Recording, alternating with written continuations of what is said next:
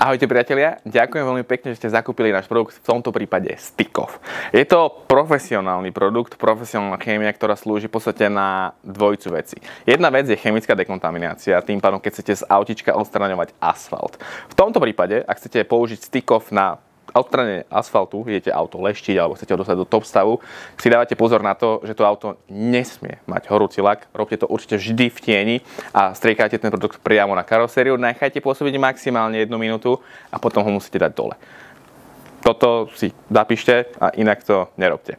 Ak chcete týmto produktom napríklad odstrániť nejaké lepidlo z nálepky alebo časť lepidla na okne, čokoľvek, vždycky tento produkt použijete tak, že zoberte si ho, nastriekajte na mikrovlákno a prejdete potom lepidle, ktoré následne degraduje a viete ho tak úplne zotrieť.